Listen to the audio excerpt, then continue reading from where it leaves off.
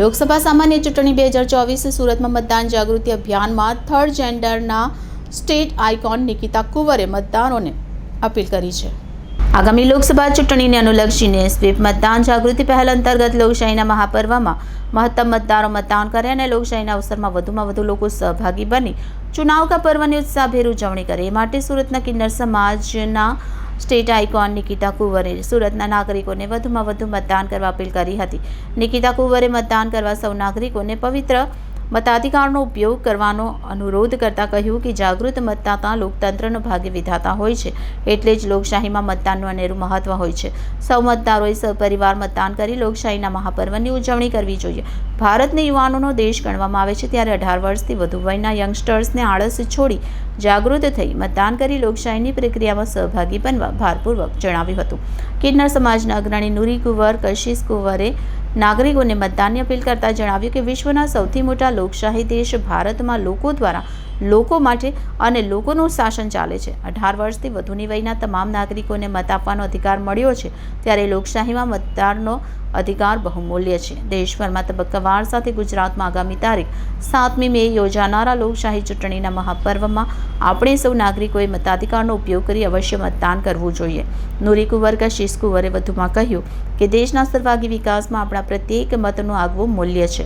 મજબૂત લોકશાહીનું નિર્માણ કરવા, દેશને સશક્ત કરવા માટે મતદાન અતિ આવશ્યક છે અને દેશના નાગરિક તરીકેની ફરજ પણ છે, જે લોકશાહી પ્રક્રિયામાં સક્રિય ભાગીદારી માટે સક્ષમ બનાવે છે। જેથી કિન્નર સમાજ વતી સુરત શહેર સહિત રાજ્યના નાગરિકોને આ મહાપર્વમાં હોંશે પરિવાર સાથે મતદાન થકી સહભાગી થવા તેમણે અપીલ કરી હતી। નમસ્કાર, મારું નામ છે નુરી કુંવર કશિશ કુંવર। અમે નાનપુરા હિજડાવાડના રહેવાસી કિન્નર છે। ચૂંટણીનો માહોલ છે, એક પ્રકારે તમે લોકોને મતદાતાઓને રીઝવવાનો પ્રયાસ કરી રહ્યા છો। ભારત એક લોકશાહી દેશ છે, લોકો માટે લોકો દ્વારા અને લોકો થકી ચાલતું શાસન છે।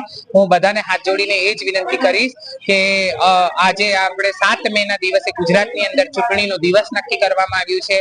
વ્યક્તિઓ કોઈ પણ બહાના બનાવ્યા વગર કે અમારી પાસે જવાનો સમય નથી અથવા તો પછી અમે થાકેલા છે, આરામનો દિવસ મળ્યો છે તો આરામ કરીએ, અથવા તો પછી અમારા વોટિંગ કાર્ડ નથી મળતા, પરંતુ આવા બધા બહાનાઓને છોડીને તમારા ઘર સુધી તમને જે પર્ચી આપવામાં આવે છે લઈને નજીકના પોલિંગ બૂથ પર જઈને તમે અવશ્ય મત આપજો।